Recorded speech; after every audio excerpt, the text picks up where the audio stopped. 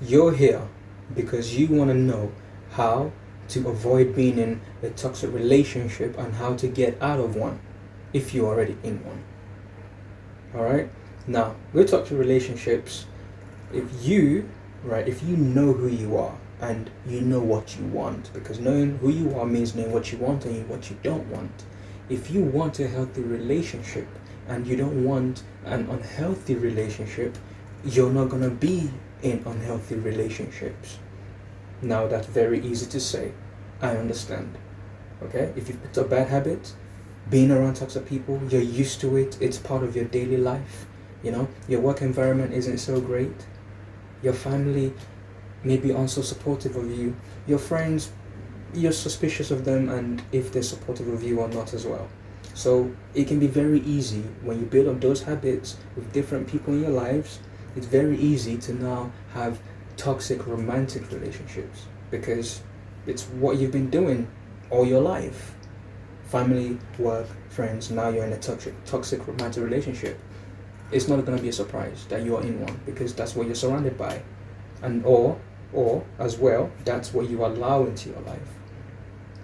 So with toxic relationships, if you don't want to be in one, you won't be in one. However, you may have picked up bad habits along the way. You may have developed bad habits along the way that make you susceptible for people who are toxic. Because we have to know, we have to understand, it's not one-sided. It's not like, you're just in one. You send out signals that you're toxic or that you allow them to be toxic if you're not a toxic person.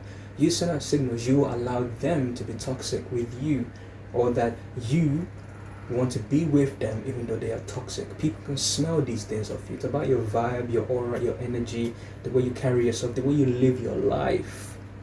Understand something. In toxic relationships, I'm sure before you got into one, you were getting to know each other. If the person is a serial toxic person and they just love being in toxic relationships, when they're speaking with you, think about the questions they're asking you. It's not because they care about you or just because they care about you. It's not because or just because they want to get to know you more.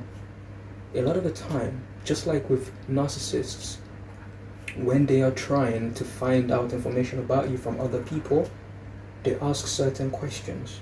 They want to see if those people are loyal to you or not. So when your potential romantic partner is asking you certain questions, be aware.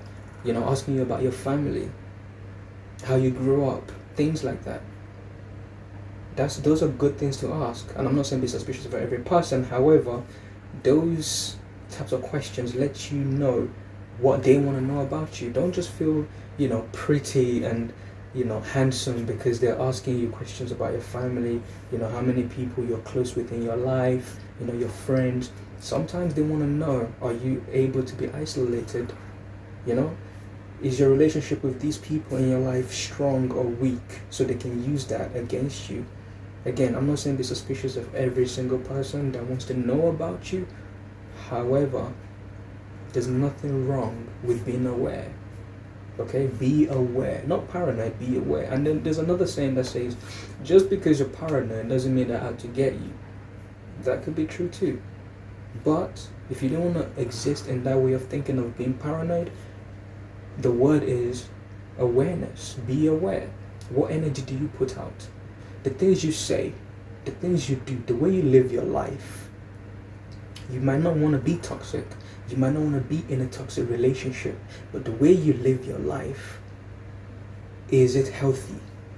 If you were someone else looking in, would you say you're healthy or toxic? See, a lot of the time, it's about taking accountability.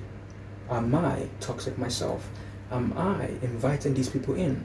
Am I showing signs of easily manipulated? You gotta ask yourself these questions. And I'm not blaming you, I'm saying take accountability. And also there are situations where you're already in a relationship, okay? And you don't know how to get out of one, especially if it's abusive. Now that's a very sensitive area. Of course, you shouldn't be in that relationship if it's abusive. However, plan how you get out of it. Don't just get out of it quick like that because of the consequences, especially if there are kids involved. You know what I'm saying? If you just leave like that and you don't plan, things may backfire. Sit together with a trusted friend, a family member, a relative, a best friend. Sit with them that you know will not speak with the person you are in that abusive relationship with. You gotta take your time to plan so that when you leave clean. Because even in situations where there's domestic violence, the authorities or the social workers, they plan with the abused. Whether it's a man or a woman, they plan. You gotta plan it, especially when there are kids involved as well. I'm not saying you stay where you are getting abused. I'm saying plan so that when you escape, nobody knows where you are to come and attack you further. Especially when you have kids, you want to make sure you're both safe. Plan. And if you feel, whether by your own judgment or the judgment of experts or the people you trust in your life, if you feel that you need to leave immediately, then do that. Do that too. Do what you believe is best for you in your situation so that you are safe. And if you have children, they are also safe as well. Stay tuned for more of my videos.